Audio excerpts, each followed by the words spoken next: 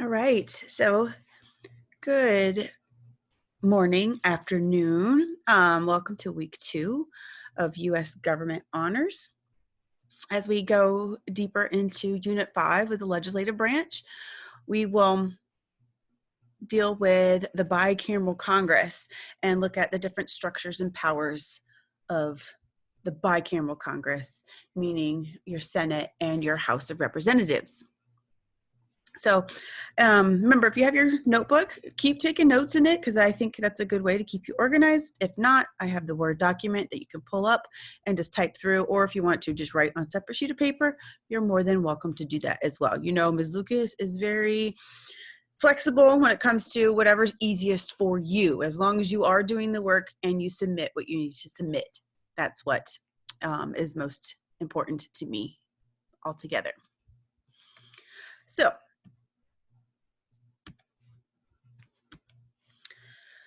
for the preview, our belly up on essentially your page 65, we've got a couple questions for you to answer here. Looking at what problems did the Great Compromise settle with concerns of the legislative branch? If you haven't answered this yet because it's in the Word document, go ahead and pause this, write down your answer so you can see if you have it the same as I do. So the compromise on the legislative branch, one of the first things it's established that there would be 2 houses, there would be 2 chambers, that would be bicameral. Secondly,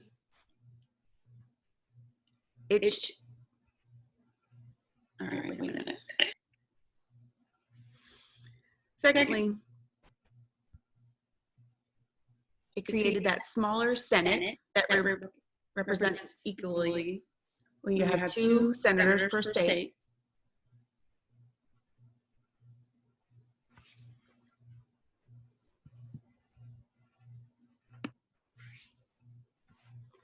And then the House, I don't know why I was echoing there, is representation of each state based on the population. That was the big compromise. Because you remember the smaller Senate where you have it equally represented, that was something that they wanted in that New Jersey plan. And then with the representation based on population, that is from your Virginia plan. So which provision satisfied smaller states? What do smaller states like? And in this instance, hopefully you think being equally represented. That does originally come from the New Jersey plan. It's something that the Articles of Confederation had already. And it does benefit smaller states because no matter what your population is or what your size of your area of your state is, you have the same representation. So smaller states like that because they're equal to the larger populated states. All right, our third belly up question. Some of you had a problem with this vocabulary term last week, prorogue. So what is it and when and how is it used? So prorogue is to adjourn or call to a close the legislative body. And only the President of the United States can prorogue Congress when Congress, the House of Representatives or Senate, can't decide on when to adjourn. So it's pretty much a power expressed for the president to, adjourn Congress, essentially. Simple as that. You might see this on your notebook quiz this week for EDSB. All right, so in Pearson Realize, these are the activities that you will see pop up to this week. I have a student that is going to help us in showing what this looks like, hopefully. So bear with me one moment.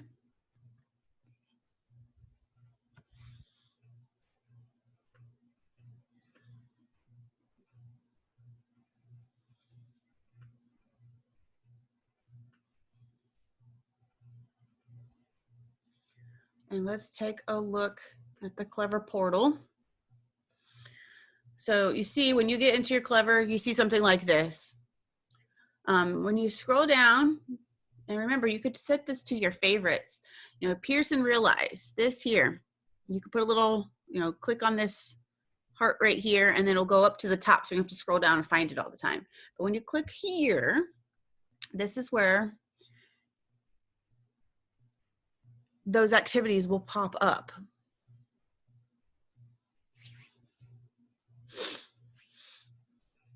And before you get there, you got to click on U.S. Government Honors. And it pulls up our textbook that we use. And if you click that there, you get this screen pulled up. And this is where it shows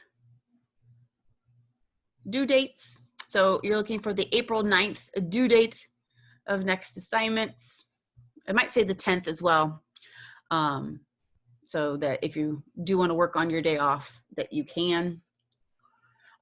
So like I said, right now it's only showing one of the items because the rest are available later on from when I'm making this recording. So you'll have the whole list of everything that's due on the 9th or what's due on the 10th. So these are where you'll find that list. When you click on it, it shows you the work. It gives you the information that I typed in there about what this is about, when it's due. You know, instructions, this is what will help you fill in the graphic organizer. And then when you go down here, click on this, and the video should start playing, or no, actually technically you gotta hit the play button. So once you go through that, make sure you hit the little check mark up here, and that shows, yes, I did it. And then you can exit out and go to the next item on the list. See, now what I'm going to see is that it says in progress. So if you hit that little green check that we saw on that top right-hand corner, then exit out, you'll be able to, I'll see that you completed it, and then you go to the next piece. That's one key thing. I don't mind if it's still in progress or you've completed it. Either one of those is good. I don't want to see it blank. I know some of you had problems with the text. We have 2 texts this week. And the key thing is, as long as you can see them, that's all I really care about, is if you can see those texts. So if it's seen, or if you can't see it, there's another way to access the Pearson government book. But I just showed you exactly those steps that you need to do. So if you're having some issues, you know, take a look, you know, rewind this video and go back and go through those steps so that you are accessing everything you need to be successful and know what you need to know about the legislative branch. So these are all the items, and this is kind of the order to do them for the most part, so that you get all your notes done and your Billy down processing piece. So the key thing that I'm having you guys do is answering these 6 questions in your notes on page 66. Number 1 there, what is the purpose of gerrymandering laws that require all voting districts to have similar populations? This is in that interactive gerrymandering activity map. The question is asked there, right there in Pearson. So if you don't have your notebook with you, you know, you can answer the question there. I'll tell you which one's right and which one's wrong, and write down the right answer. And then, you know, either type it or write it, whatever your medium that you're using to keep organized with U.S. government. Number 2 and number 3 there are with the redistricting activity that I have in Pearson Realize. Again, that's already one of the questions that are within that activity that will show you what is the right answer, what is the wrong answer. So write down that correct answer there. And then 4, 5, and 6 is with the second video that I have on there about expressed powers. And that's where it'll say, you know, you'll be able to answer the questions. Why does Congress collect taxes? What are the war powers? And the other important one is, what does the Commerce Clause cover besides the regulation of trade? Listen to that wonderful male teacher there and get those answers as well. So once you get these 6 questions answered, then that one video that's really the most helpful to fill in this chart is the House and the Senate video. But all the text will help you out with this as well. And even though I didn't assign some of the other pages, you can look at the other ones that you, if you're more prefer to read about things instead of listening to what that, a lecture that I have with those short videos. So just fill in each of these boxes for the questions. Or I have this in a graphic organizer this time is because you have the Senate has certain things that it has and the House has certain things. And I want it organized this way so that you see it really easily. Just on the House for in each state, how many members in each chamber. Oops, that's a little mistake I need to correct there. So there's at least some amount of members, and then I want you to look up what Florida has. And there's a map in the textbook that shows you too. And then submit, and then you will be all finished with that there.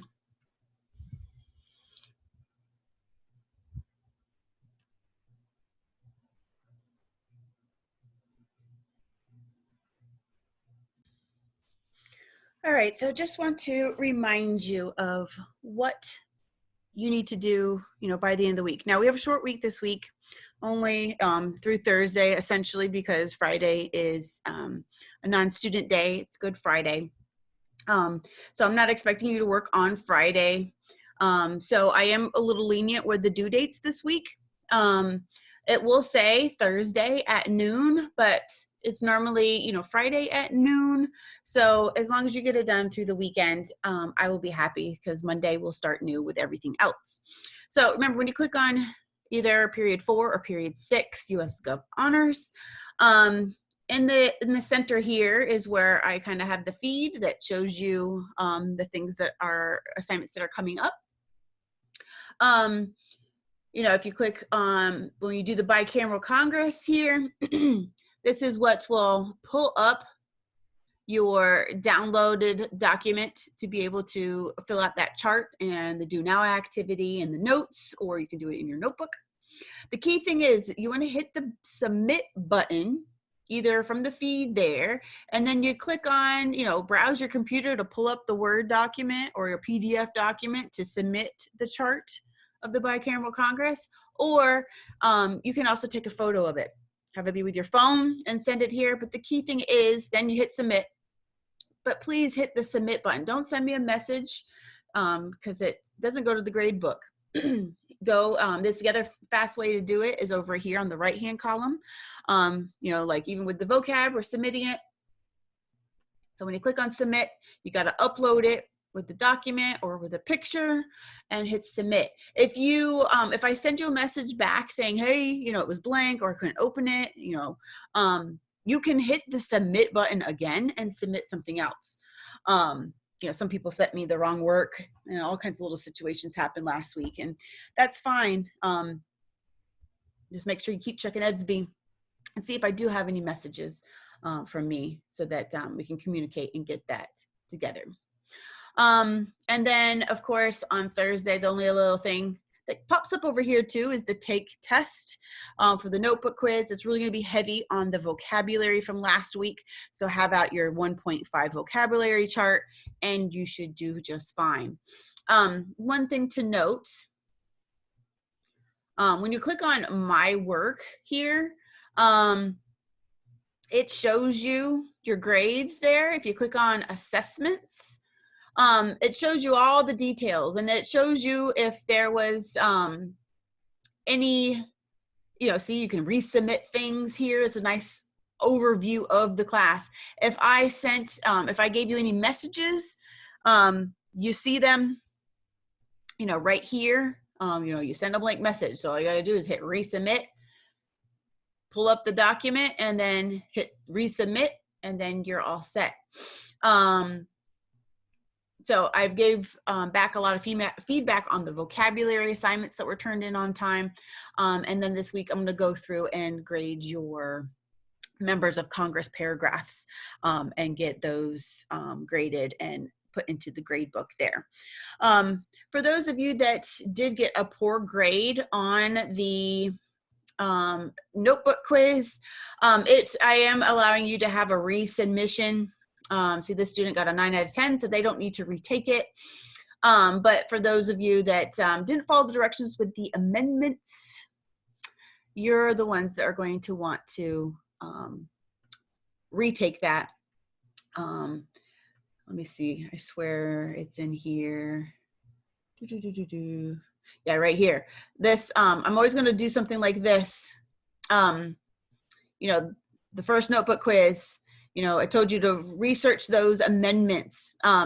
So that's the only thing you need to write as your answer. That's usually why most of y'all got less than a 50%, was because you wrote out First Amendment when all you had to do write one or first, whatever the case may be.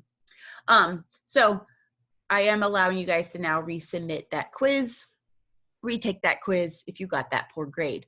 Just know if you got a decent grade, like that 9 out of 10, and you take it again and you get a lower score, it takes your last score. So do not, if you had a good score, then leave it alone. Don't worry about it and work on today's or this week's work. All right. So anytime, Esme message me, message me, and I'll help you out. I'm here for you guys. You know, we're in the 3 branches. This is stuff that, you know, people utilize. You know, Congress is doing lots of things. You guys were talking about, you know, the coronavirus bill, you know, which is giving, you know, Trump's giving out the money, you know, for, you know, to help out families in this time of need and things like that. That is coming from Congress. So this is why this section is pretty important. All right. So you guys have a great week. And again, reach out to me if you need anything. All right, guys, be safe, wash your hands, stay indoors, get some exercise, and have a great week.